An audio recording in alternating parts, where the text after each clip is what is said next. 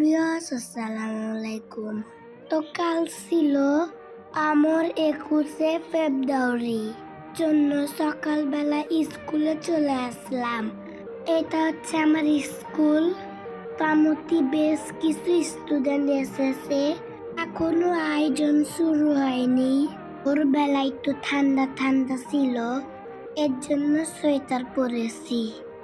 আমি যাওয়ার একটু পরে আয়োজনটা শুরু হয়েছে। তারপর সব স্টুডেন্টকে লাইনে দাঁড়াতে বলল। সবাই খালি পায়ে দাঁড়াই গেল। তো আমি আমার ফ্রেন্ডের কাছে দাঁড়ায় আছি। টিচাররা সব স্টুডেন্টকে কালো ব্যাজ পরিয়ে দিচ্ছে। তারপর আমার হাতে একটা ব্যানার দিল, আমার খুব ভালো লেগেছে। তারপর র্যালি করার জন্য দু লাইনে সব স্টুডেন্টকে দাঁড়াতে বলল। সবাই সুন্দরভাবে দাঁড়িয়ে গেল। প্রত্যেক বছর ফুল নিয়ে যেতে বলে, কিন্তু এই বছর ফুল নিতে নিষেধ করেছে। র্যালি শুরু হয়ে গেল।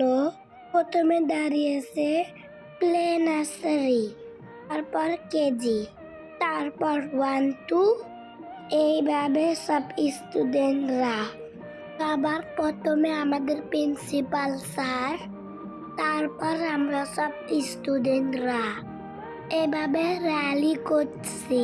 কিন্তু বেশিরভাগ স্টুডেন্টরা আসে নাই। তবে সবার এই দিনে আসা উচিত, কারণ এই দিনটাকে সম্মান করা উচিত। এই 21শে ফেব্রুয়ারি আমরা যে ভাষা দিবস পালন করি, তার পিছনে রয়েছে 1952 সালের 21শে ফেব্রুয়ারির অত্যন্ত ইতিহাস। বাংলাদেশের মানুষই একমাত্র ভাষার জন্য রক্ত দিয়েছে। এই জন্য এই দিনটাকে সবার স্মরণ করা উচিত। র্যালি শেষে ছবি আঁকা প্রতিযোগিতা শুরু হয়েছে। নার্সারি কেজি ক্লাসরুমে বসেছে, আর 1 থেকে 10 পর্যন্ত স্টুডেন্টরা স্কুলের মাঠের ভিতরে বসেছে।